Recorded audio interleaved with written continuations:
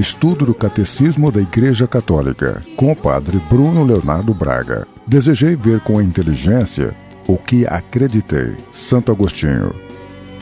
Tuas asas que nos elevam em contemplação. Nós estamos ainda meditando o 9º artigo da nossa profissão de fé, que apresenta para nós o mistério da Igreja. E nas últimas semanas nós estamos refletindo sobre os fiéis de Cristo, ou seja, todo o povo de Deus, e temos visto essa riqueza com que o Espírito Santo vem construindo o corpo de Cristo, que ele vem edificando a Igreja do Senhor.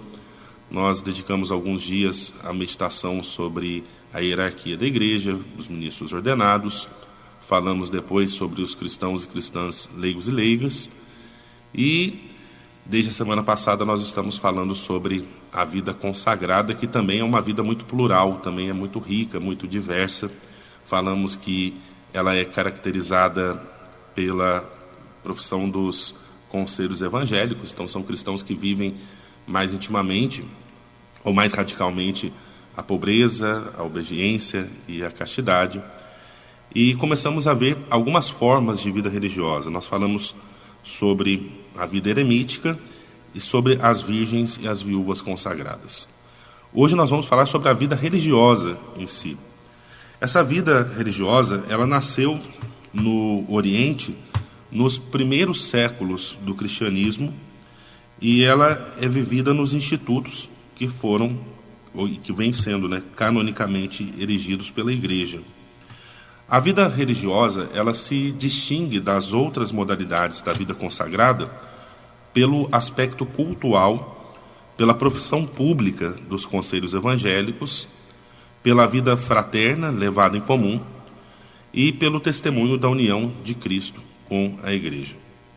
A vida religiosa, ela faz parte do mistério da Igreja e é um dom que a Igreja recebe do Senhor e que oferece como um estado de vida permanente ao fiel que é chamado por Deus na profissão dos conselhos evangélicos.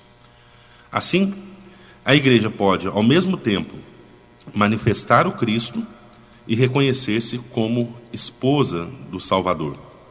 A vida religiosa é convidada a significar, nas suas variadas formas, a própria caridade de Deus na linguagem da nossa época. Todos os religiosos, eles são contados entre os cooperadores do bispo diocesano no seu ministério pastoral. A implantação e a expansão missionária da Igreja exigiram a presença da vida religiosa sob todas as suas formas, desde os inícios da evangelização. A história atesta os grandes méritos das famílias religiosas na propagação da fé e na formação de novas igrejas, desde as antigas instituições monásticas e as ordens medievais até as congregações modernas. É bonito ver que na vida consagrada existe uma certa atualização da presença e da missão do Cristo nas suas diversas faces. Os carismas pelos quais o Espírito Santo vai suscitando estas famílias religiosas, eles são diferentes, mas eles são expressões do Cristo servidor. Então nós vemos no Evangelho que Jesus curava os doentes, cuidava dos doentes, e nós vemos famílias religiosas que são inteiramente dedicadas ao cuidado dos doentes, porque receberam esse carisma do Espírito Santo. Nós vemos no Evangelho Jesus que acolhia as crianças, dava uma atenção especial àqueles que eram mais frágeis. E nós vemos famílias religiosas que têm por missão, por carisma, cuidar das crianças. É Jesus que continua a cuidar das crianças através dessa família religiosa. Nós vemos Jesus no Evangelho acolhendo o estrangeiro, se abrindo àquele que é diferente. Nós vemos famílias religiosas que são dedicadas à acolhida dos migrantes.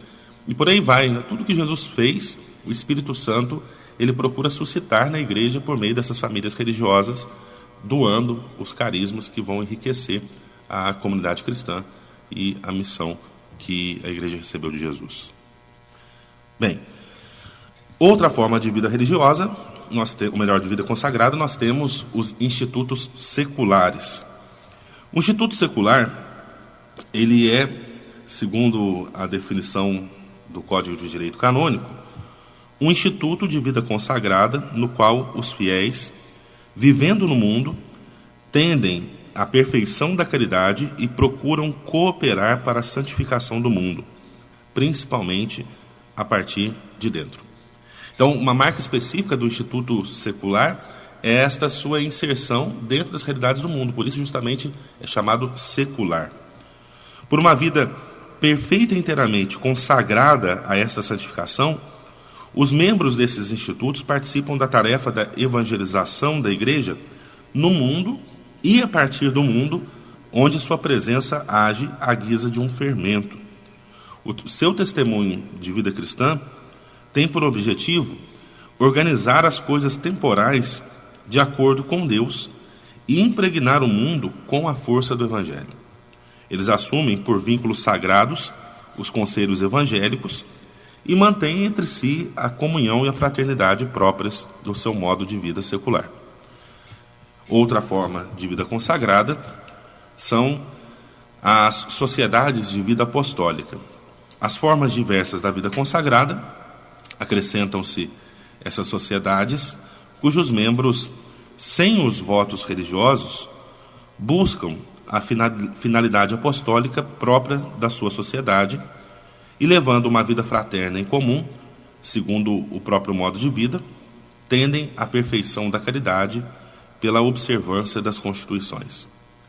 Entre essas sociedades, existem algumas cujos membros assumem os conselhos evangélicos por meio de algum vínculo determinado pelas constituições, mas não é uma obrigação geral desse estado de vida.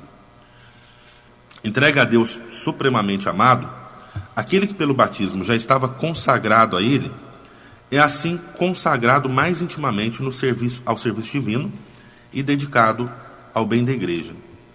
Pelo estado de consagração a Deus, a Igreja manifesta Cristo e mostra como o Espírito Santo age nela de maneira admirável. Aqueles que professam os conselhos evangélicos, portanto, eles têm por missão, primeiramente, viver a sua consagração. Mas, enquanto dedicados em virtude da própria consagração ao serviço da Igreja, eles também têm a obrigação de se entregar de maneira especial à ação missionária no modo próprio do seu instituto. Na Igreja, a vida consagrada aparece como um sinal peculiar do mistério da redenção.